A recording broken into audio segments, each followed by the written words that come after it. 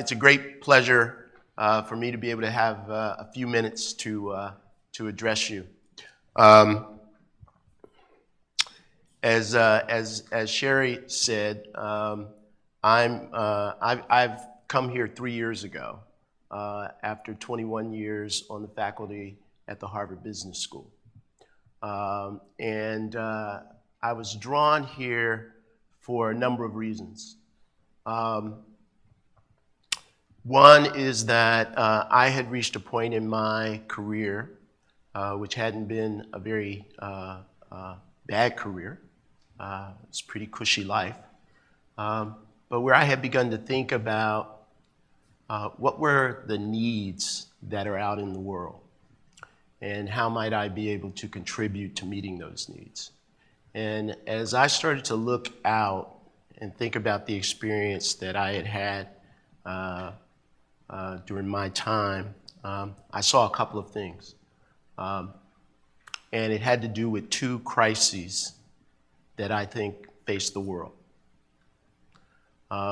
One is a crisis of leadership, that there are not enough leaders with the kind of experience and perspective to address the most pressing challenges and opportunities facing the world today, and in particular facing business and society. And the second observation is that we have a crisis of capitalism. And I believe that capitalism has more potential than any other system that we have known in the world to raise the standard of living for all people, to create value not only for economic entities but for communities. But the reality of the world is that on many, if not most days, capitalism doesn't work to do that. In my view, one of the most pressing issues that we face today in the world is the increasing gap between haves and have-nots. So our markets are not working. And the opportunity that Georgetown represented was to come to a place where we could collectively create a project that is unambivalently about creating business leaders with the principles, the global perspective, and the commitment to serve both business and society. That's the project that we're engaged in here. I believe that we are positioned better than any other institution in the world to deliver on that project for a variety of reasons. One of which is our heritage. And I don't know the extent to which you know Georgetown McDonough School of Business's heritage, but that heritage starts with our roots in a great university, Georgetown University, that is rooted in a set of values that come from our Jesuit tradition. And that set of values starts with the notion of men and women for others. That's about service. That makes it incumbent upon us here to ask a question, which is, what does it mean to educate business leaders who are in service, who lead in a way that is about service, but who are also undeniably business leaders, business-trained individuals, but who execute in a way that starts with the notion of service. Another one of those values is curia personali, which means care for the whole person. And it makes it incumbent upon us to ask the question, what does it mean to educate the whole leader? In my view, what it means is we are not a business school that is about simply giving you the business toolkit so that you leave knowing how to do net present values, so that you understand all the ins and outs and nuances of how to manipulate people in negotiations, right? You'll get those things, believe me.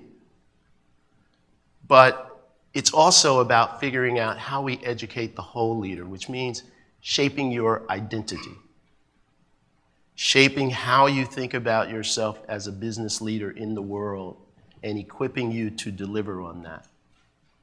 It's about creating an educational experience here that is,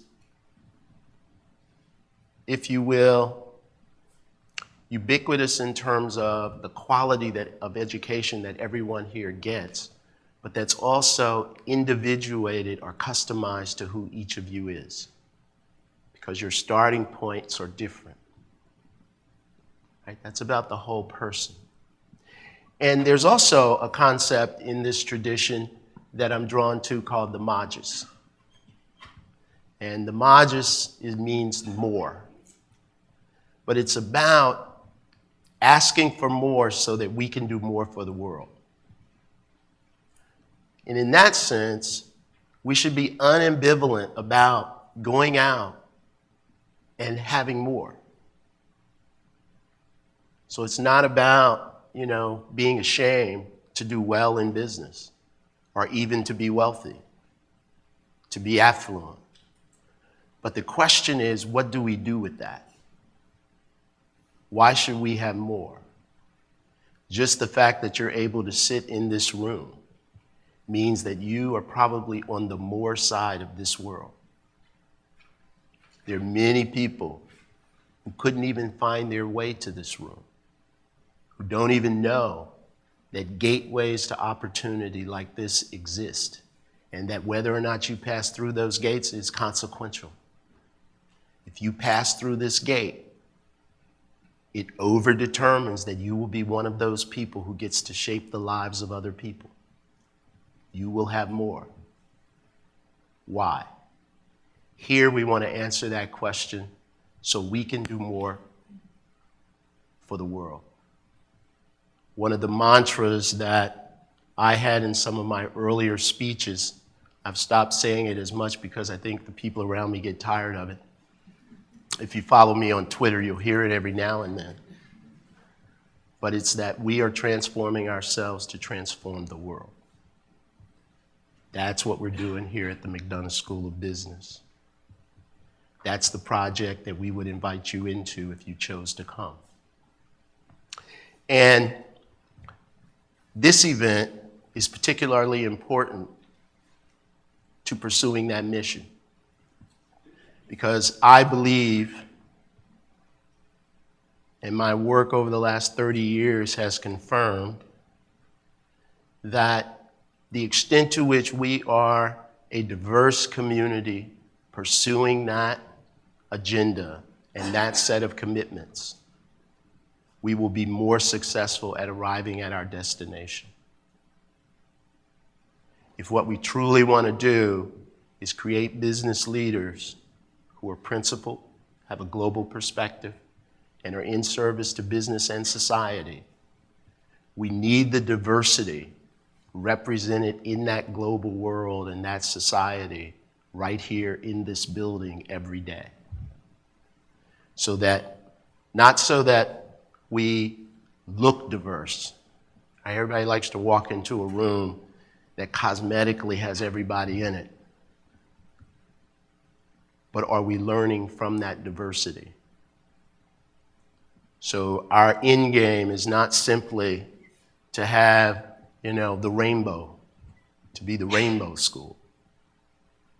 Our end game is to take that rainbow and make it a crucible of learning, so that when people walk out, they understand the world through multiple perspectives, perspectives that weren't available to them before they came into the McDonough School of Business.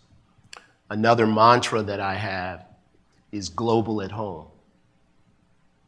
Right? We talk about being global, and the first thing we think of is hopping on a plane and going to somewhere that's not here. If you walk into this building on any day, my guess is if we did a census, you would have more than half of the languages spoken in the world represented in this building. you would have more than half of the countries represented at the UN in this building, or at least someone who has been to those countries. And our goal is to be global at home. We'll also send you out into the world. If you've read about our curriculum, we have a required global business experience. Every MBA who passes through our walls goes out into the world, someplace outside of the US, and does a project on the ground and engages in the questions of what does it mean to do business in a particular culture. And then we come back and we explore those differences across groups, because one of us went to South America and studied the auto industry, another studied the auto industry in India, and another studied it in China, and another in Barcelona. And now we come back together and ask the question, what's really global about the auto industry? And what are the ways in which cultural contexts, legal rights, various other things make a difference, so we really understand what global business is. But we also want to be global at home. And that's why it's incumbent upon us to be a school that draws as diverse a population as possible. And that diversity also comes out of experience. Some of you in the room today are veterans. That is an experience that, despite the fact that this country, at least, has been engaged in a set of wars for more than a decade, less than 10% of the people in the US have any experience of what it means to be a veteran. Less than 10% have people in their families who have military experience. Having that kind of diversity in our midst to share perspectives about how we attack some of the problems that are underneath why we have wars becomes important. So there's a host of dimensions of difference that we think, if we have the capability to have those present in our classroom, we enrich the possibilities for learning. That's what we're trying to do here. That's why today is important. Not for you, but for us. Okay? Now, see, I can tell you guys are my kind of group because you didn't start out laughing, and now I'm serious and you're all kind of leaning in. I love it. But, you know, throughout the day, you'll have lots of different opportunities to engage our students and our staff and our faculty. But I thought that what I wanted to do was to really try and give you a context for what the larger picture is, the larger project that we're engaged in. Each of you will make your decision about whether or not to come here for an individual reason, but you'll be joining a collective project. And we want you to step into that eyes wide open. I would also say just a bit about what I think makes our community special. I think in addition to the fact that the values that I talked about are lived here, another aspect of it is that it's the perfect size. In my view, both our full-time MBA and our evening MBA programs are the perfect size. In that they are large enough that they do allow for lots of diversity of who you engage with in your classrooms, and lots of opportunities and people who get attracted to the school. But it's also small enough that people have an intimate experience. Our students here often talk about the fact that, you know, despite the fact that this is a very rigorous education, despite the fact that we also have a grading curve, students don't feel like they're in competition with each other, and are oftentimes noted as each other's most important resource for trying to pursue their individual goals. And I think that's about our size. You know, if you look at our evening program, it's not a part-time program, right? Some MBA programs that are evening programs, you know, they're part-time. Ours is not a part-time program. Ours is an evening program. And I think that's most represented in our graduation rate, which is that over 90% of our evening students graduate at the same time. And a lot of those who don't, it's because they are called away to military service or something like that, because we have a number of people in the evening program. But I think that's because we create a kind of connection between people that pulls people through. You know, even when you might be thinking, well, gee, maybe I should, you know, cut back on my course load this semester, and it would pull me a semester or two behind. There's something about, I think, the intimacy and connection that we create, even in an evening program cohort, that just connects people. And I think there's a kind of connection and community here. And all these things I say to you, you know, as you spend the day with our students, you can ask them and see if either somebody lied to me or I'm making it up. Okay? But I've become convinced of it. So it's intimate, it's collaborative, it's also entrepreneurial. You know, there are lots of ways in which our students identify something that they need or that they think will benefit the school or that they think will push us closer to really manifesting and representing those values that we're committed to, and they go make it happen. They go do it on a host of different levels, whether it's service or organizing, new career-oriented kinds of activities and events. And I think that that's important, because what that says is that the administration and the students are partners in creating the experience here. And students feel fully enfranchised to make the place a better place. No place is perfect. And the final thing is that I think we are an inclusive community. Now, last thing I want to say, and then I'll open up for a few questions, is there are lots of reasons to apply here. Now, I'm going to do what I don't think most deans would do, and I'm going to tell you why not apply here, who this place might not be a good place for. And that is, if you have no aspiration to lead.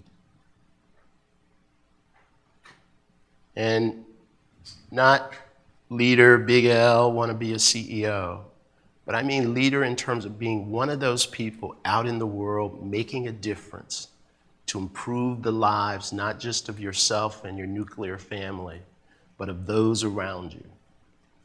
If you want to equip yourself to do that, I don't think you can find a better place on the planet to be. But if you don't want to do that, if you don't want to hear conversations about how does business serve society, what's their role, what's their obligation, if you don't want to have your assumptions about leadership challenged, this will not be the right place for you. Because that's the business that we're in. We're unambivalent about it. For anyone who wants to pick up that mantle, we invite you to join us. So I'll stop there and take questions. Thank you.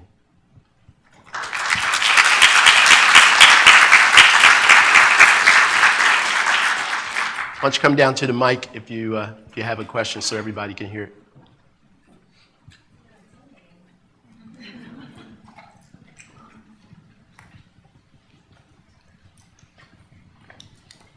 This is too big for me. Good morning, everyone. It's actually a pleasure to have you here, Dean Thomas. I've read a lot about you.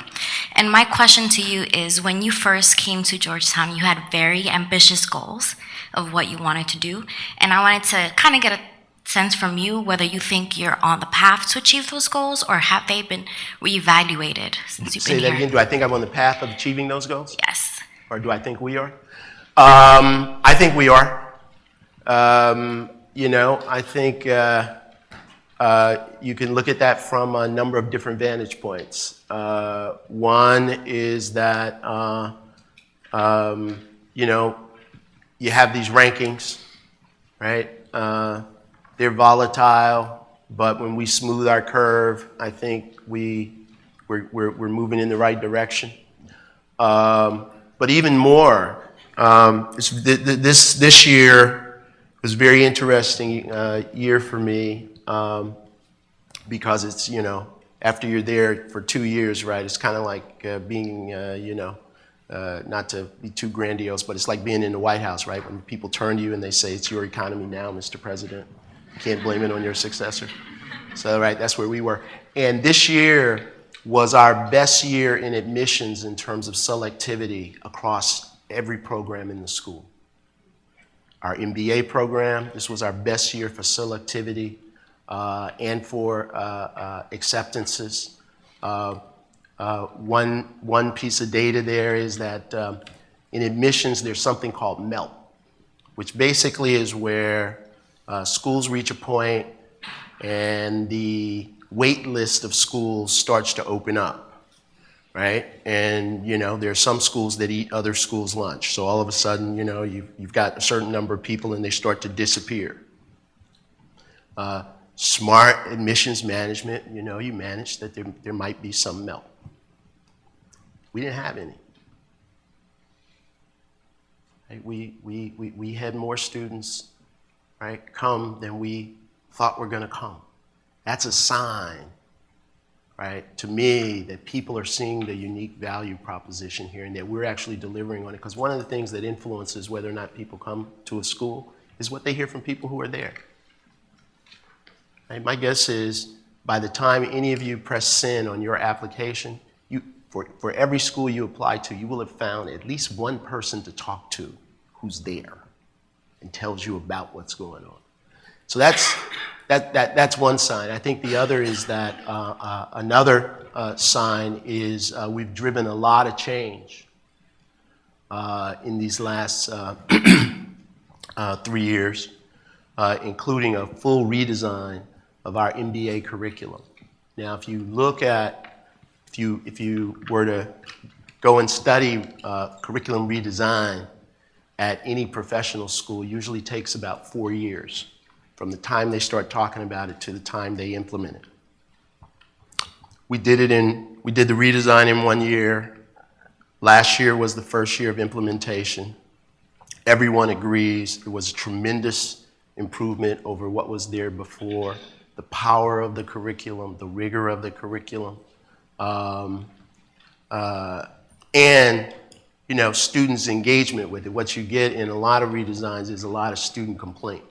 Ours actually went the other way, where students have been helping us, you know, make it better and better and better, not through the lens of complaints. So that's a sign. Similarly, you know, we also have an undergraduate program. This year, Georgetown's undergraduate program was the most selective undergraduate program at Georgetown. And if you know anything about Georgetown, that has not been the history of Georgetown.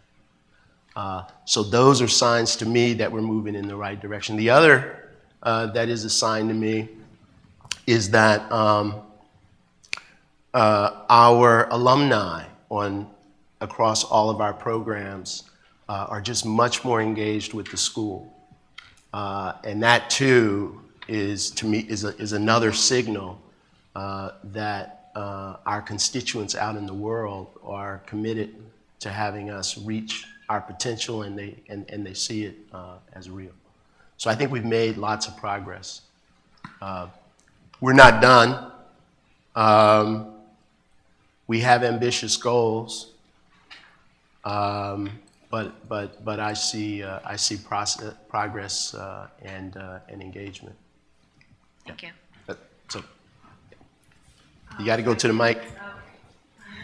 Okay. Okay. Okay.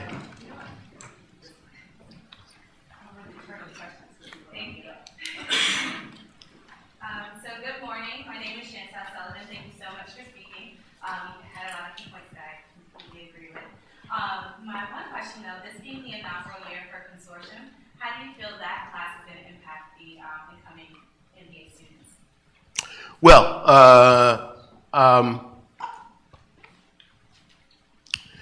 for those of you who don't know what the consortium is, it's a national program that identifies or attracts students of color who are interested in MBA education and then connects them with a set of schools that are part of the consortium. We hope that does a few things. One, if you know anything about the consortium, the students who flow through it are of the highest quality. So what we're hoping is that that connects us to a pool of students who screen in the past we might not have been on, who now come and see our value proposition. And then with that, where you attract great students, they come into your program and contribute in ways that lift the quality of that program. So that's our imagination about the difference that'll make, that it'll increase our pool and access to great students. And our experience is when great students come to great places, it just gets better. And it engages the faculty, it engages other students. Okay. Yep. The line is forming. Good morning, Dean Thomas. My name is Tiffany Smith, and I have a quick question just about feedback. What ways do faculty and yourself give and engage the students as far as outside of grades? Is there any way you do workshops or anything that helps develop students outside of just the standard grading process? Yep. And by the way, this is a question that you can pursue later when you get to interact with faculty as well as staff. We have a number of workshops that are available and connected to people's career development and career aspirations, where you can get very direct feedback about a number of different aspects of how you prepare yourself for particular kinds of opportunities. There are also courses that have some self-assessment element to them, as well as I think one of the things that people find here is that relative to many professional schools, faculty are always available. So the other thing that we invite students to do is to go and engage faculty. And there are faculty around here whose names you'll hear a lot, precisely because they make the connection between students and faculty more than just an 80-minute class. So I would, so that would be my response. Thank you. Okay. Good morning, Dean Thomas. Similar question to Tiffany. My name is Michael Morton. You talked a little bit about how Georgetown is a transformative experience and you want to equip students with more than just a business toolkit. Can you talk to a little bit about how Georgetown does that? Okay, great. So when I think about what a transformational educational experience is, I see it as an experience that touches people at three levels. Knowing, right? Kind of concepts, things we teach you. Doing. Do we give you opportunities to actually understand what it means to use those things, right? To use those tools, to be in those leadership roles. So you just take, for example, our program starts with something called the Structure of Global Industries. It's a 3-week, very intensive module that's operating on a number of different levels. One is we're teaching you about the structure of global industries and the macroeconomics that influence how global businesses operate. You're also placed in a team of 4 to 5 students. You and that team have to develop a company, create a company, an imaginary company, identify the product you're going to sell. Okay. Then as you flow through the course, so you're sitting in class, you learn about the structure of global industries, then your assignment is, okay, go create one.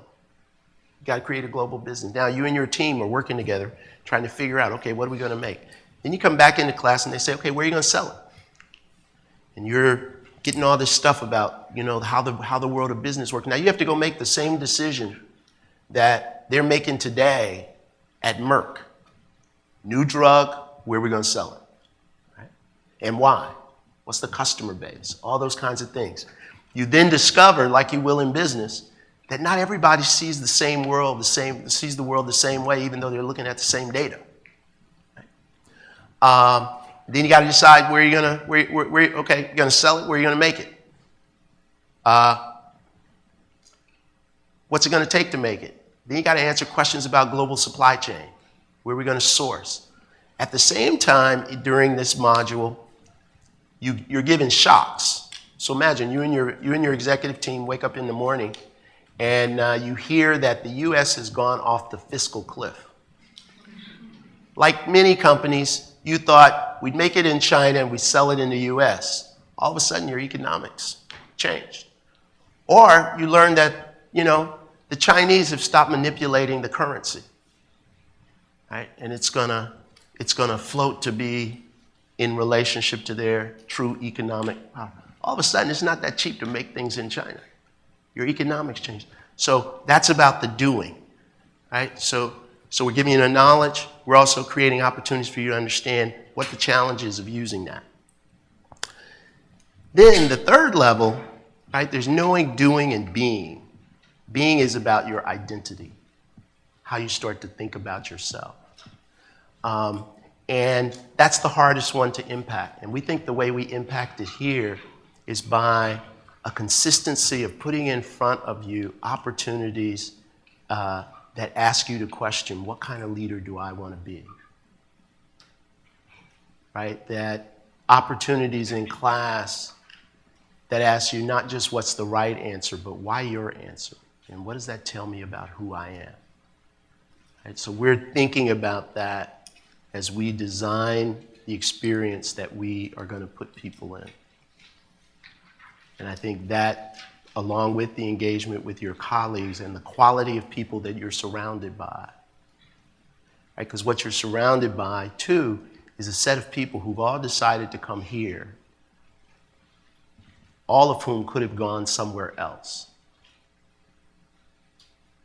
And in most cases of comparable reputation and all that. Right? And we think that's the crucible. Hi, good morning, Dean Thomas. My name is Monique Gals. I have a question around school branding. Internationally, Georgetown University is known for public policy and government.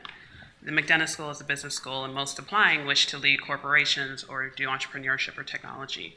Has this global public policy and government reputation helped or hindered getting McDonough on the radar and getting it out there? It's a great question. We think that it helps us. As we've started to think about, because as we become clearer about this notion of business and society, right? That we want to be the school that is associated with the idea of developing business leaders who are in service to business and society. The fact that Georgetown is connected to these issues that are about society, right? Public policy and regulation and international relations. We leverage that here. And likewise, with global, if you look at our curriculum, it's not by accident that rather than simply throw people into, and this was part of our curriculum redesign, rather than simply throw people into all the functional courses, we create this shared experience where everyone starts those functional courses having had this experience of understanding the structure of global industries.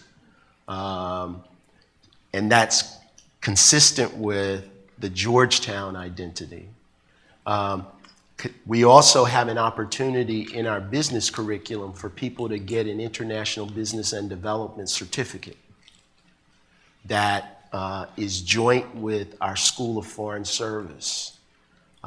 So we're actually leveraging those strengths of the broader Georgetown, we hope, to make them synonymous with the brand of the McDonough School of Business as well, rather than having to separate ourselves from that.